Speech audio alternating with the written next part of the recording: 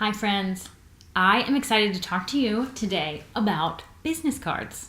So I had someone ask me a question recently and I had never really thought about talking about it in the way that I'm about to, but I had someone contact me and say, I need to create a yoga teacher business card. And I thought about it and I was like, oh my gosh, how have I not talked about this before? Doesn't matter. I'm talking about it now. It's very exciting because you may have a business card from working at a studio, or you may want your own, even if you do have that. So I wanted to tell you some tips, and what I'll do is I will actually put a download as well, so you'll have some tips. You can download the PDF with some information, and I'll list some links. But the idea is this: if you want to have a business card for being a yoga teacher, whether it's to hand out to business owners if you want to, or for studio owners if you want to apply for a job, you want to leave them on boards somewhere, whatever the case may be, you want to give them to your family, whatever.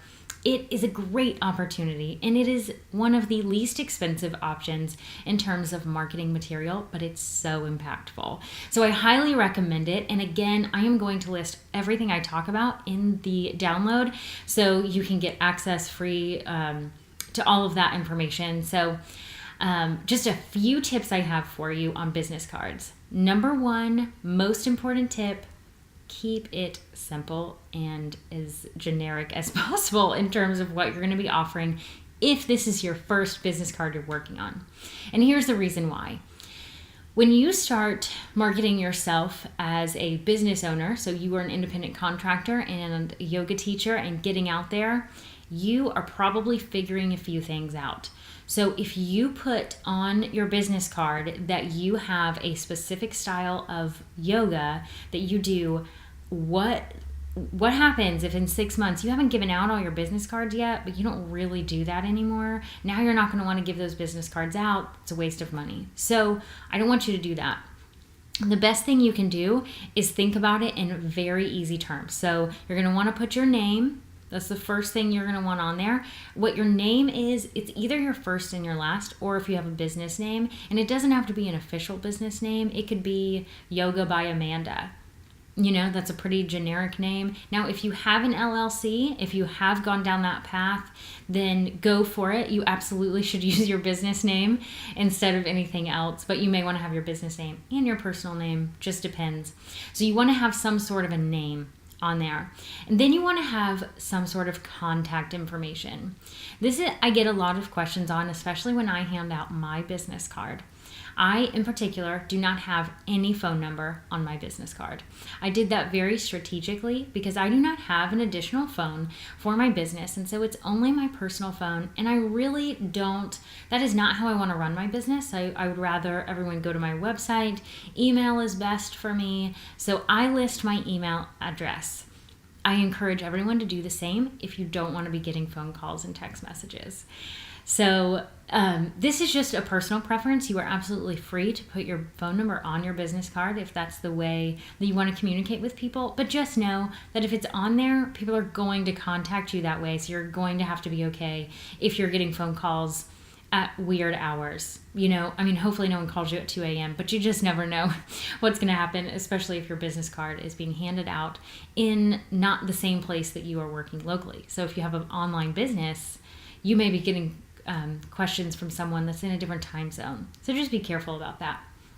And the last piece of information you want to have on there is a link for more information. So I asked you to keep it generic. Now you could say on your business card, private and group sessions available. That's pretty generic. You can absolutely say that, and it gives a little bit about what you offer. However, you should have a link for more information so people can find out about you, because the likelihood of someone looking at your business card not knowing very much, so let's pretend that you didn't give it to them in a conversation. Someone else gave it to them, or they saw it on a corkboard somewhere and they took it down. They don't know anything about you. They probably are not going to contact you until they know a little bit more. So you don't have to have a website, although if you do, that is absolutely what you would want to put on there. If you don't have a website, I encourage you to use Facebook or Instagram as your link. So if you use Facebook, I want you to have the About section and the Services section on your Facebook page, making sure that you have that filled out on your business page. It is just really important.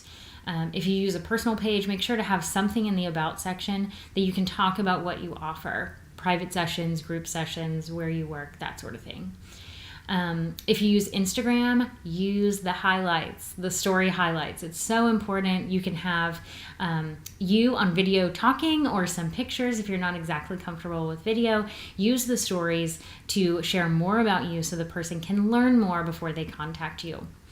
And then my favorite thing about business cards, and to tell everyone who will listen, is to make them double-sided. We as humans just naturally flip things over.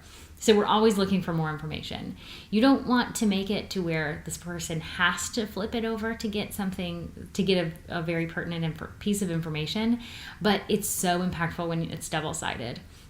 One way that I absolutely love to encourage yoga teachers to go is if you have all of your generic information on the front and it's very clean and simple and on brand for you and your personality, what you'll want to do on the other side is put a yoga picture. Put a picture of you. You know you have some, because all yoga teachers, and even those who aren't even yoga teachers, have pictures of ourselves in a yoga pose. So that will signify the person to know exactly what you do. It is yoga, or you wouldn't have a picture of yoga on the back. So be sure to do that. It's a lot of fun. So I'm going to put some links, like I said, in the download that I'm going to offer. But my favorite place for business cards is moo.com. And I'm going to have a link that takes you to some options that I would encourage you to do, and I'll have some more information on paper quality, size, rounded edges versus corners, that sort of thing. I'll put it all in the download so it's easy and I don't have to ramble on anymore and take up more of your time today. I hope this is helpful. I love business cards. Go print them. Print a small amount for the first time, and then you will likely make some changes and just use those templates that they have. You don't even have to be a graphic designer. Enjoy the process. This is going to be so much fun. And if you want someone to take a look at your business card, send an email my way and I'll be happy to look at it for you. Until next time, see you later.